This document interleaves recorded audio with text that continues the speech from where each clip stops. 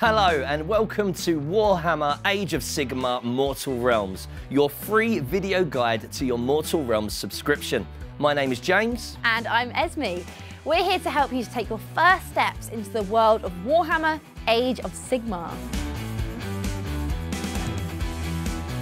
Warhammer Age of Sigmar is the incredible hobby where you collect, build and paint stunning models representing mighty heroes, deadly warriors and terrifying monsters, and play awesome tactical battle games with them on the tabletop.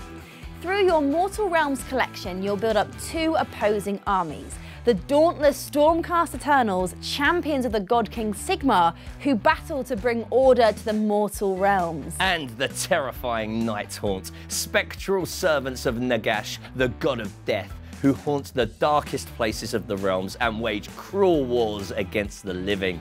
You'll also get all the paints you need to turn your plastic hordes into beautifully detailed armies and loads of scenery to battle over in your games. Over the next few weeks, we'll be bringing you 5 videos to help you start your collection. Follow along with us as we build our models and play our first games with them, and even learn the basics of painting. I'll be defending the realms with the Stormcast Eternals. And I'll be carving a path of death across the realms with the ghastly Nighthaunts.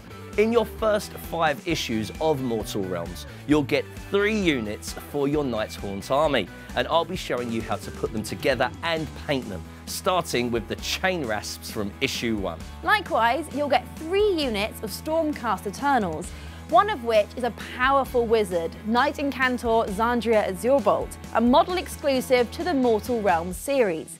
And I'll be taking you through building and painting those, beginning with magical Secretors. Through all of these videos, we'll use the guides from your Mortal Realms magazines, so make sure you have them handy while you watch, along with all your models and tools. We'll also be playing games in each video, using the battle mats and dice you got with issue 1. I can't wait to get playing. My Nighthaunts will crush your Stormcast. They can try. The last part of your Mortal Realms magazine is a comprehensive guide to the history of the Age of Sigmar and the warriors of the Mortal Realms. Let's take a look at that now, shall we? The Age of Sigmar is a time of hope and of strife. For many years, the darkness of chaos covered the mortal realms, magical lands filled with wonders and horrors. The God King Sigmar, who once ruled all the realms, returned to liberate them with an army of heroes forged from the souls of fallen warriors plucked from the grasp of death. These champions of order are called the Stormcast Eternals. You'll find out more about Chaos and the 8 mortal realms in future issues of your magazine. For now, we'll focus on the forces of the Stormcast Eternals and Nighthaunt. The Stormcast Eternals are demigods clad in shining armour and armed with weapons that channel thunder and lightning to smite their enemies. They battle across all the realms, bringing Sigmar's light and the hope of a safe future to the faithful. In your magazine, you'll learn more about the Stormcast Eternals and the storm hosts in which they serve. You'll also find a special focus on your new Secretors, which will tell you all about these powerful warrior wizards and their mystical war gear. There is an introduction to the Nighthaunts where you'll discover how they have been cursed with eternal unlife by Nagash and vent their rage on the living. There's also profiles on the Chain Rasps, the other models that come in issue 1. Along with examples of where each of these damned souls was chosen by the Lord of Undeath to do his bidding. There'll be information about the worlds and inhabitants of the Age of Sigmar like this in every issue of Mortal Realms. And we'll be looking at some more of it in our next video. But for now, it's time to find out how to build our models. Let's start with the Secretors. You'll have noticed that your models come in multiple parts attached to plastic frames. We call these sprues. Before you can start defending or enslaving the realms, you'll need to clip the models off these and build them. The best way to do this is with a pair of modelling clippers. If you've subscribed to Warhammer Age of Sigmar Mortal Realms, you'll get a set of these clippers as one of your subscription gifts. You can also get a pair from your local Warhammer shop and Games Workshop's website. To use your clippers, hold them like this with your fingers on one arm and your thumb on the other. To cut a component from the sprue, place the flat side of the clippers against the component and gently but firmly squeeze the clippers shut like this. Be careful with clippers as they're sharp. Always cut away from yourself and keep the blade away from your fingers. Each of your secretors comes in multiple parts, including the bases they stand on. Each component is numbered on the sprue with numbers 1 to 6 making up one model, 7 to 11 building the second, and 12 to 16 used for the third. Start by clipping out parts 1 to 6 and keeping them together. A shallow dish is ideal for this. These will make the Secretor Prime the leader of the unit. When you're cutting out your components, make sure to get the flat edge of the clippers as close to the model as possible so you don't leave plastic tabs attached. But be careful not to remove these pegs on the feet. You need these to make sure the models stand on their bases. So with all the bits for our Secretor Prime clipped off the frame, let's build our first model. You'll find a step-by-step guide to this in the build section of your magazine, so let's follow that. To start off with, you need to decide if you want your Secretor Prime to be wearing her helmet or not. If she's not going to wear the helmet, use part 2, and to keep it on, you'll want part 3. She's got cool hair, so I'm going to let her be bareheaded and use part 2. Push the rod in part 2, or 3 if you choose the helmet version, into the socket in part 1 as shown in step 1A. With some gentle pressure, push the 2 pieces together until they're flush. Now we need part 4. This is the front of the Secretor Prime's body. There are multiple rods on part 4. Line them up with the sockets in part 1 and push the sections of the model together just like before. Your Secretor Prime is nearly done. She just needs her shield and base now. The shield is part 5 and has a single rod to connect the remaining empty socket on part 1. Lastly, line up the pegs on the model's feet and shield and push them firmly into the slots on the base. Congratulations, you've just built your first model. Have a quick look over it and make sure all the components are pushed together properly, not leaving any gaps. Now, she doesn't want to be alone in battle, so it's time to give her some comrades. Following the instructions in your magazine, build your other 2 secretors. These don't have any optional parts and are designed to be easily assembled. Remember to carefully line up the rods and sockets on each component and push gently but firmly to make sure each secretor is securely built. Don't use too much force. You wouldn't want to injure them before they've even made it to the battlefield. That's your first unit of Stormcast Eternals ready for battle. We'll look at how to paint them in our next video. For now, let's check in with James to find out how to build your chain rasps. Those Stormcast Eternals need enemies. Let's get our chain rasps built. Like the Secretors, these come on plastic frames and are designed to be built quickly and easily. Each chain rasp comes in either 1 or 2 parts, along with separate bases. Grab your clippers and remember Esme's advice for how to use them. Following the guide in the magazine, clip out parts 18 and 20. These will be used to build the Dreadwarden, the leader of your unit of ghostly horrors.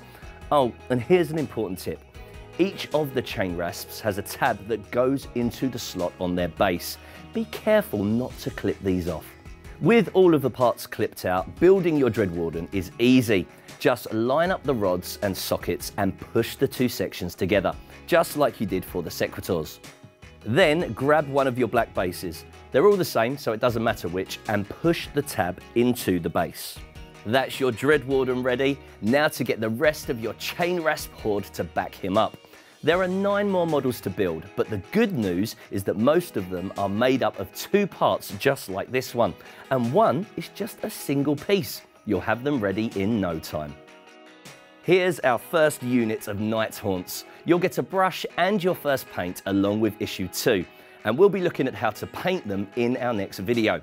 For now, I can't wait to get them onto the battle mat and show those Stormcast Eternals the wrath of Nagash. In fact, let's do that now.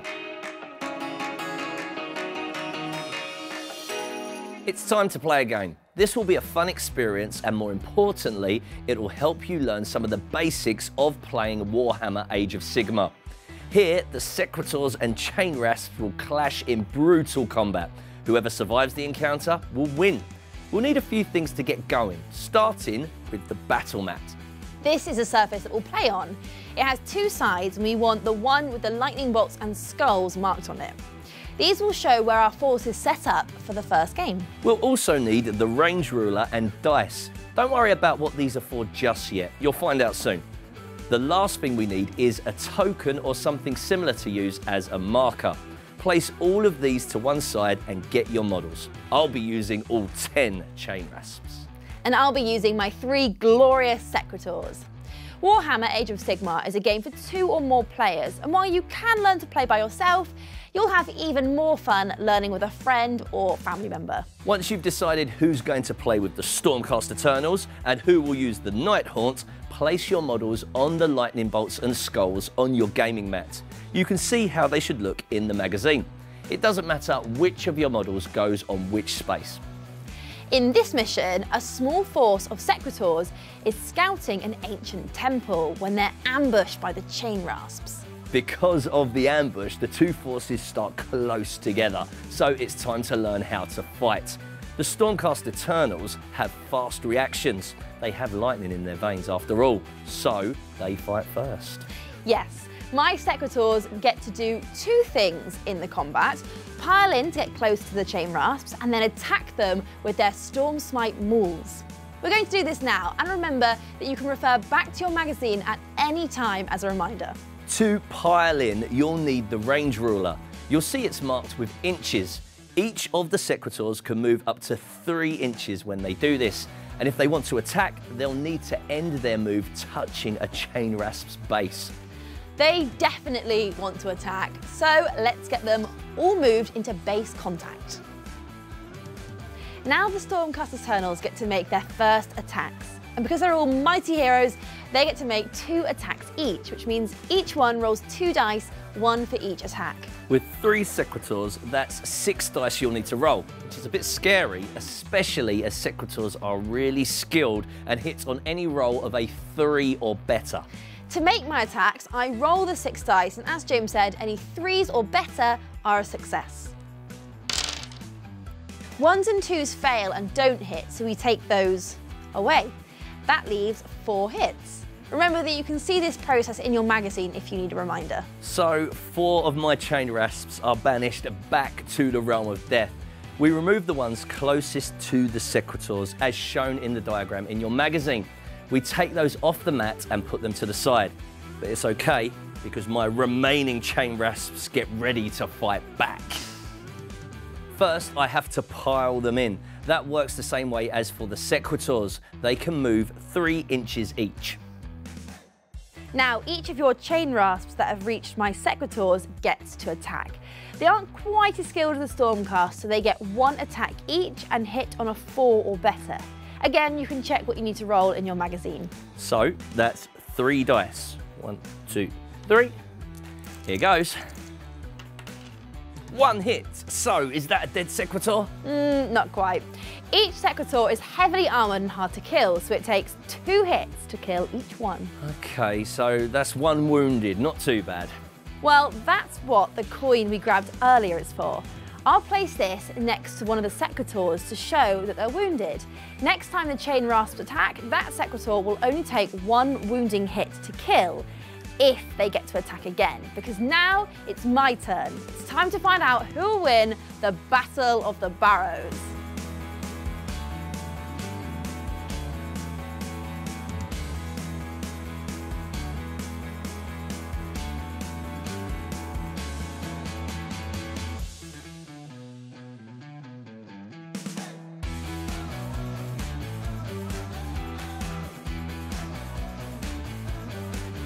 Victory! All the enemies have been defeated. Rematch. I'll beat you next time.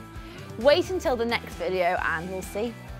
Speaking of the next video, that's about all we have time for now, but we'll see you soon. Yes, indeed. Next time, we'll be continuing with what we've started here by looking at the new lore from issue 2, which focuses on Nagash, the Soul Wars, and the dreaded Myrmorn Banshees. You'll also get a set of Myrmorn Banshees to build, and we'll make a start on painting our models, beginning with the Nighthaunt units. And I'll have a chance to make up for my loss as we play another game, Terror Amidst the Tomb. Make sure you don't miss an issue of Warhammer Age of Sigmar Mortal Realms by subscribing to the series, as well as getting a delivery of 4 issues every month packed with models, paints and more. You'll get loads of free gifts starting with a handy modelling set. You can find out how to subscribe at warhammermortalrealms.com. Head there now and take a look, and we'll see you soon for part 2 of our video series. See you then.